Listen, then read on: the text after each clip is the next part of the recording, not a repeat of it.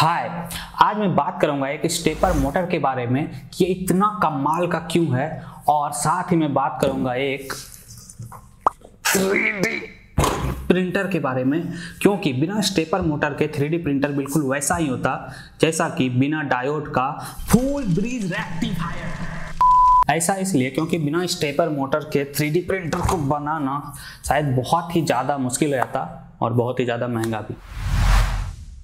तो ये बात है लगभग 2000 साल पहले की, जब मैं YouTube के अंधेरी गलियों में टहल रहा था तो मुझे एक कमाल का चीज़ दिखा जिसे देख के मेरा दिमाग खुल गया कि आखिर ऐसा चीज़ बन कैसे सकता है, और वो था एक 3D प्रिंटर। तो इसे देख के मैंने सोचा कि ये जरूर कोई नई टेक्नोलॉजी होगी जो एकदम तोड़ू फोड़ू होगी और साथ में महंगी भी होगी ऑब्वियसली। पर जब मैंने रिसर्च किया तो मुझे पता चला कि ये एक FDM 3D प्रिंटर है जिसे स्कॉट लैंग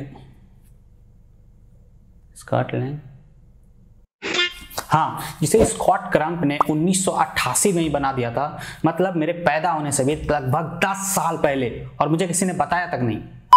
यहाँ तक कि इंडिया ने कुछ दिन पहले ही एक पूरा का पूरा पोस्ट ऑफिस बना दिया, वो भी 3D प्रिंटेड। ये ठीक उसी तरह काम करता है जैसे हम ईंटों से घर बनाते हैं। ये कुछ गलत एग्जांपल हो गया। ये लेयर बाय लेयर ऑब्जेक्ट को बनाती है, जैसे कि एक ग्लू गन।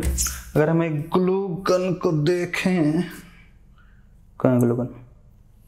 मेरा ग्लू गन कहाँ है? एक ग्लू गन भी मोटे प्लास्टिक के रॉड को पिघलाकर पतले पतले प्लास्टिक के स्ट्रिंग्स में कन्वर्ट करती है, और उससे हम कुछ भी बना सकते हैं पेन के तरह, पर वो 3D होगा। मतलब उसमें X, Y और Z। चलो यार, चलो बना के दिखाता हूँ सीधा। Many frame building attempts later. ठीक इसी तरह ये 3D प्रिंटर भी पतले 2 mm के प्लास्टिक के वायर को पिघलाकर और भी पतले पतले 0.2 mm के प्लास्टिक को यहाँ से निकालती है। पर ये कमाल का बात नहीं है, ये तो बहुत ही फुद्दू सा बात है। पर सबसे कमाल बात है इसके मोटर्स में, जो कि इतने एक्यूरेट होते हैं कि 0.01 mm तक रेजोल्यूशन दे सकते हैं। इसका मतलब ये है कि अगर मैं इस मोटर को एकदम जरा सा घुमाना चाहूँ, इतना जो दिखेगा तक नहीं, तो मैं इसे उतना सा भी कंट्रोल कर सकता हूँ कि वो कितना घूमेगा। हालांकि कमाल तो इसके फ्रेमवेयर, ड्राइवर, सॉफ्टवेयर, स्लाइसर और G-कोड का भी है, पर मैं सिर्फ इस मोटर के बारे में बात करने वाला हूँ। क्यों? क्योंकि मेरी मर्जी, और क्योंकि मुझे इलेक्ट्रॉनिक्स के बारे में बात करना पसंद है, और मुझे नहीं लगता ये कोई गुस्सा करने वाला चीज़ है। तो इन मोटर्स को कहते हैं स्टेपर मोटर्स, और ये बहुत ही कमाल का मोटर होता है। अब तुम कहोगे कि इसमें इतना कमाल का क्या है, तो मुझे भी नहीं पता। तो जैसे कि हम किसी नॉर्मल मोटर में अगर AC या DC वोल्टेज देते हैं तो वो घूमने लगता है। ये क्या बकवास कर रहा हूँ मैं? ओके, सीधे टॉपिक पे आता हूँ। तो स्टेपर मोटर में बहुत सारा खास चीज होता है जिसे हम स्टेप बाय स्टेप समझेंगे, क्योंकि इसका नाम ही स्टेप पर मोटर है। पर पहले देख लेते हैं कि इसके अंदर आखिर होता क्या है।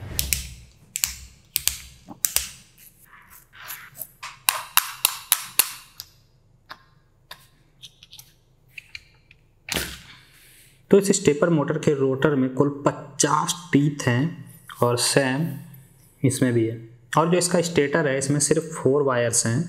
इसका मतलब ये है कि इसमें सिर्फ 2 कॉइल हैं जिसे कि बांट दिया गया है और उसे 8 जगह पे वाइंड कर दिया गया है। और अगर मैं इसके स्टेटर को देखता हूँ तो इसमें इस साइड नॉर्थ है और इस साइड साउथ के मैग्नेट्स हैं, और इसके टीथ का अपर पार्ट पूरी तरह से अलाइन नहीं है। इसका मतलब ये है कि इसका जो गैप है और इसका जो टीथ है वो आमने सामने है। और इसका मतलब अगर हम इसे सीधा देखें तो इसमें ऐसा होगा जिसमें कि एक मैग्नेट नॉर्थ, फिर साउथ, फिर नॉर्थ, फिर साउथ, फिर नॉर्थ, फिर साउथ, फिर नॉर्थ, फिर साउथ, इस तरह का वो स्ट्रक्चर बनाता है। तो इस रोटर में कुल मिला के 50 टीथ हैं, और स्टेटर में कुल 4 पोल हैं जिसे 8 जगह स्प्रेड कर दिया गया है। तो अगर हम 4 से 50 को गुना करें तो होता है 200, और यही इस मोटर का स्टेप है। मतलब 200 स्टेप्स पर रेवोल्यूशन ये ले सकता है, और हम जानते हैं कि माइक्रो स्टेपिंग से इसे बढ़ा सकते हैं, जिसके बारे में हम आगे बात करेंगे।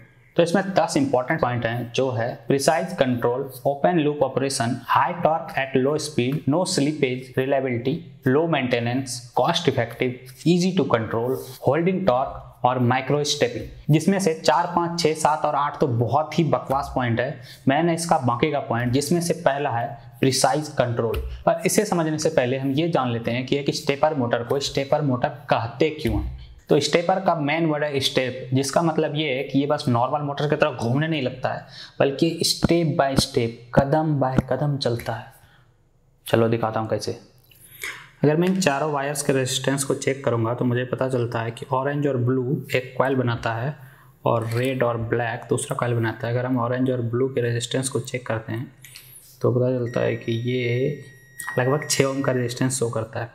और ठीक उसी तरह ब्लैक और ब्लू भी, ब्लैक और रेड भी लगभग 6 ओम का रेजिस्टेंस शो करता है। और अगर हम एक दूसरे कॉइल को क्रॉस चेक करें तो हमें कोई भी रेजिस्टेंस देखने को नहीं मिलता है। अब अगर हम इस मोटर के ऑरेंज में नेगेटिव और ब्लू में पॉजिटिव दें तो मोटर एक स्टेप आगे मूव करता है, और अगर हम रेड में नेगेटिव और ब्लैक में पॉजिटिव दें तो मोटर और एक स्टेप आगे मूव करता है। और ठीक अब हम इसे उल्टा करके अगर ब्लू में नेगेटिव और ऑरेंज में पॉजिटिव दें तो मोटर और एक स्टेप आगे फॉरवर्ड बढ़ता है। और सेम उसी तरह अगर हम ब्लैक में नेगेटिव और रेड में पॉजिटिव दें तो मोटर एक और स्टेप आगे बढ़ता है।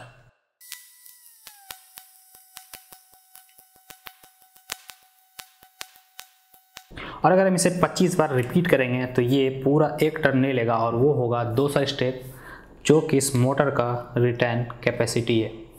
और इसी से हमारा पहला पॉइंट निकलता है जो कि है प्रिसाइज कंट्रोल।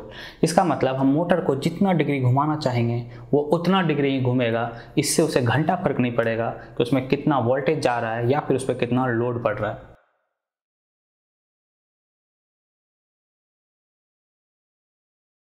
तो जैसे कि नॉर्मल डीसी या इंडक्शन मोटर में लोड पड़ने पर वो स्लो होने लगता है, इसमें ऐसा कुछ भी नहीं होता है। और इसमें करंट और वोल्टेज सिर्फ इसके स्ट्रेंथ को तय करते हैं कि कितना लोड उठा पाएगा।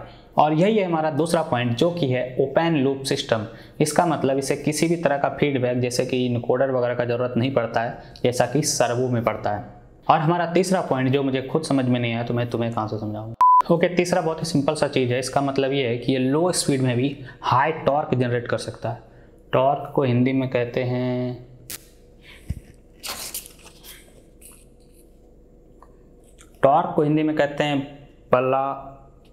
बलाघूर्न।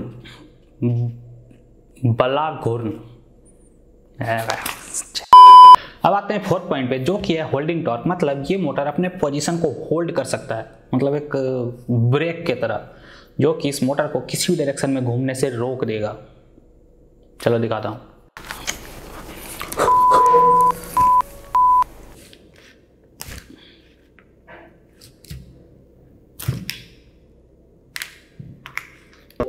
अगर हम इस मोटर के किसी भी कॉइल में पावर देके छोड़ दें तो ये एक ब्रेक की तरह काम करेगा और इसे हम नहीं घुमा पाएंगे चाहे हम कितने भी कोशिश कर लें, क्योंकि इसका होल्डिंग टॉर्क बहुत ही ज़्यादा है।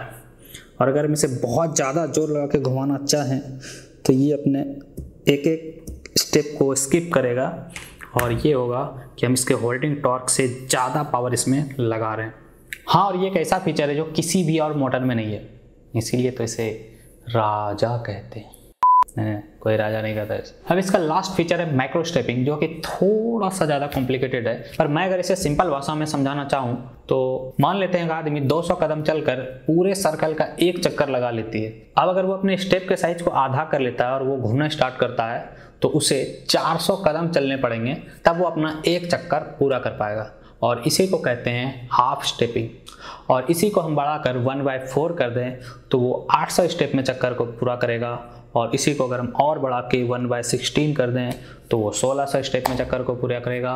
और इसे हम जहाँ तक चाहें वहाँ तक ले जा सकते हैं, जहाँ तक हमारा इसका ड्राइवर सपोर्ट करता है।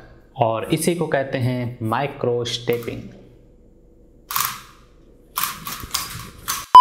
हालांकि ये सिर्फ एक ही टाइप का मोटर था जिसे कहते हैं हाइब्रिड स्टेपर मोटर। और भी टाइप के मोटर होते हैं जैसे कि परमानेंट मैग्नेट टाइप और वेरिएबल रिलक्टेंस टाइप, पर सारे मोटर लगभग एक ही प्रिंसिपल पे काम करते हैं। पर ये सबसे ज़्यादा कॉमन मोटर है, इसीलिए मैंने इसके बारे में बात की है।